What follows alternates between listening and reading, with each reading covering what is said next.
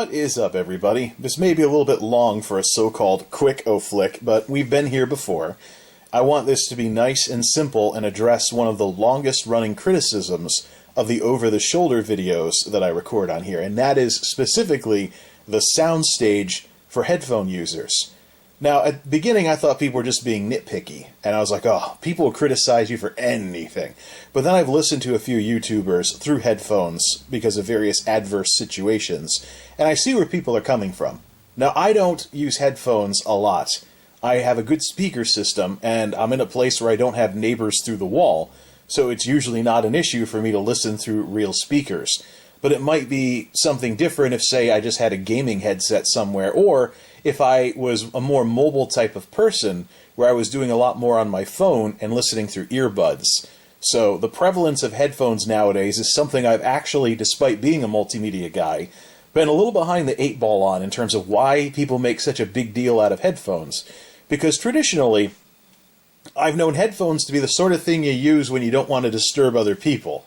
And the rest of the time, you have a nice sound system to capture all the frequencies and have bass that you can feel. And in some cases, and I've had this with my own system as well, have the tuning get so good at being realistic and covering as much of the frequency spectrum as possible that something happens in a video game or something, or a movie, that's some kind of ambient effect, and you think it happened in real life.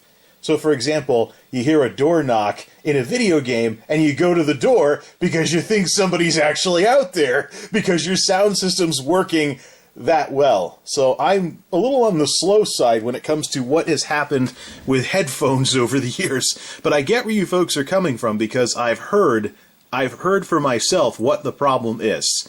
And you're about to hear it here as well. And that's why we're looking at my two cameras here, or should I say, the two types of cameras that I could use to film YouTube videos. You have digital cameras, you have digital cameras and you have camcorders. Now, professional camera equipment gets very expensive very fast, as anybody who may have had to mess with a DSLR or audio-visual gear or television camcorders or something like that, or in my case, I had a very expensive S-video camera back in my college days that I was the only one allowed to sign out from the AV office because the AV brass didn't trust anybody else on campus with it. Literally, students could not sign that thing out, but I was such a veteran of audio-visual that I was able to film a broadcast media project with the single most expensive camera on campus. So, nice little college story there. But yeah, that's the thing. Cameras can get pretty expensive pretty quickly. The reason why I went with this digital camera in 2016 was to have basically a stealth camcorder that could fit in my pocket. So for like a trip or something like that, shoot some video and not have this soup can or anything along those lines. Today, smartphones are eating away at what both of these can do.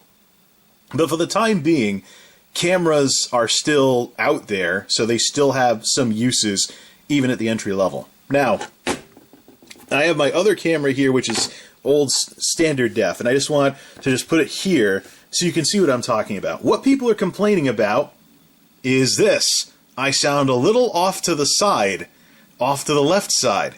And I thought people were being nitpicky until I heard it myself. But the reason why that happens is because of how palm cams are in the first place. When you're recording, I'm actually going to switch hands here. When you are recording with a palm cam, the sound, the speaker, the stereo speaker, is right in front of the lens. And so if you're here and you're glancing off to the side at the screen, it sounds okay. But it is so tempting, howdy folks, it is so tempting to do this, to look at the screen, which places you off center like this. Now, there is a method to this madness. There is a reason why I haven't had as much of a problem with this as I should have. Some of that is because it's pretty awkward to look off to the side to record something that's directly in front of you. Secondly, I have to wonder if I'm going to sound like I'm off-center anyways, like I am right now, because I turned my head too far to the left. Now I'm back to normal. Look, I'm actually talking towards the camera.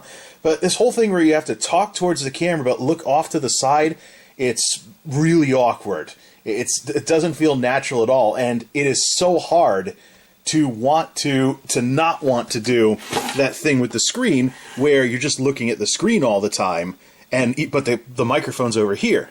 So one of the things I'm looking at for the 2020s is moving away from Sony Handycams and going to the Canon version of these, which has support for external microphones, so I can then pair that up with a rig of sorts that puts the viewfinder in the middle, but allows for an external mic to hang somewhere over here, so that way I don't have to mess with my eyes looking off to the side all the time, and that way I can look at what's going on, talk, and have the stereo mic over here instead of here. It might be a little weird with the soundstage or something, or this may not work as well as I think it does, but that might help with things a bit.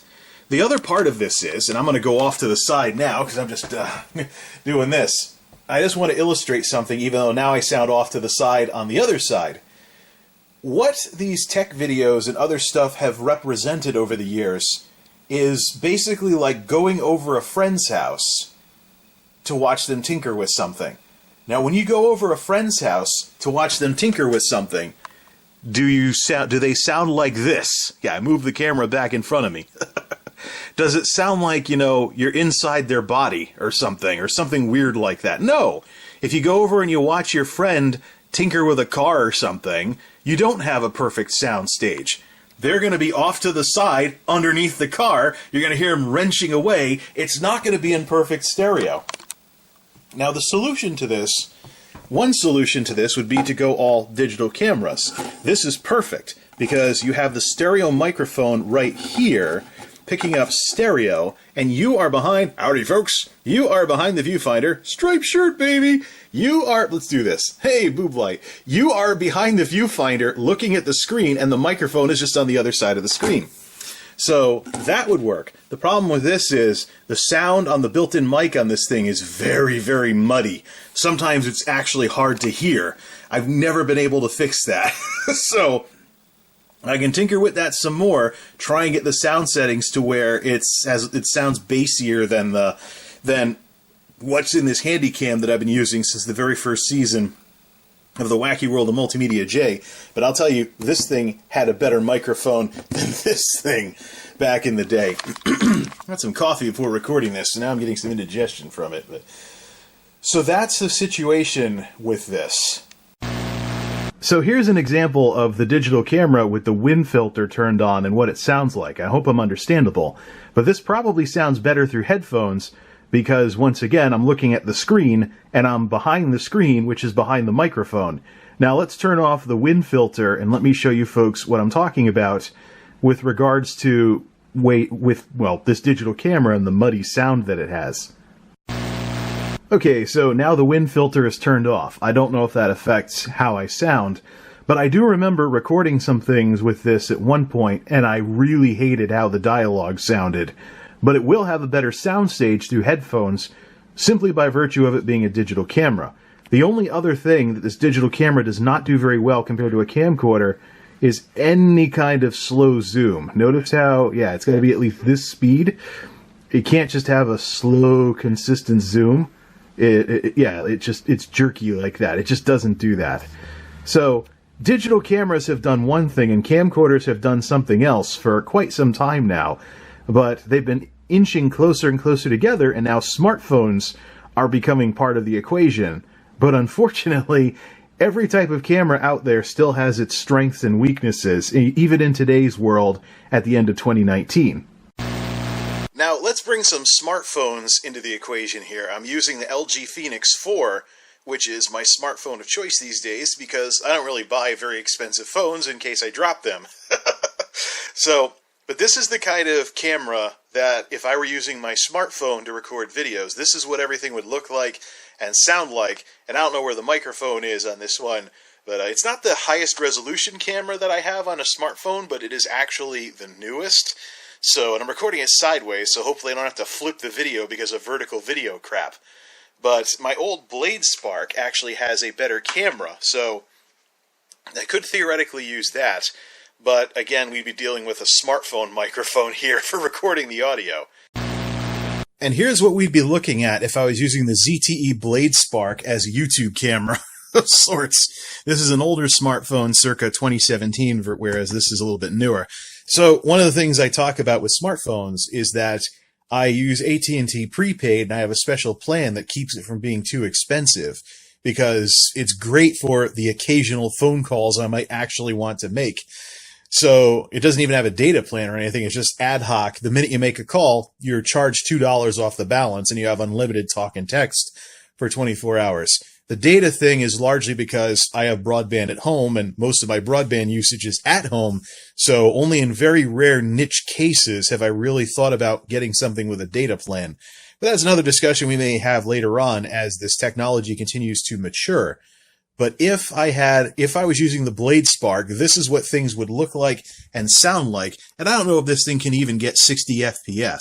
Looks kind of jerky in the viewfinder. I think even the Phoenix 4 had better looking and sounding video than this.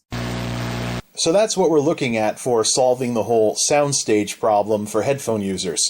And by the way, headphone users, even if I solved the problem on my end, you would still encounter this from other YouTubers who weren't as sophisticated with their equipment. And I've heard some of this. I've seen people with smartphone videos where all the sound was on the right channel. I was like, ugh! So it's good to know your own equipment and what you have available as well in terms of converting things to mono or in terms of converting things over so that you have like a spatialization effect. So the headphone effect of wearing headphones or earbuds isn't as pronounced. So if you're watching somebody and maybe they don't have the best sound stage in the world, like me being off to the side like this, then you do have options. And if you have a gaming headset, you probably have more easy access to these. But I've seen, even in the Windows control panels, things like Windows Sonic for headphones, to try and kind of get away from the whole, straight into your ear thing and add some ambience to things that headphones often represent.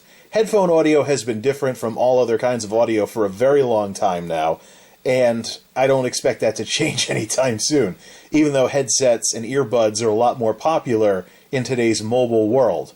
So hopefully this gives you folks some things to think about. Now I'm going to edit all this together, probably an ultra-long quick flick, but I wanted to keep things simple and not even mess with background music, just to get to the point and just give you an example of what's going on, what I intend on doing about it, and how we can all move forward from this. I think my best option is to look off to the side at the viewfinder, but that's going to take some getting used to. I don't think I'll get it 100% right off the bat. But let's see how we can move forward from this without having to add even more time to editing, dropping things to mono, or defeating the purpose of the stereo microphones that are so commonly found in today's cameras. This is MultimediaJay, signing off. Thanks for stopping by.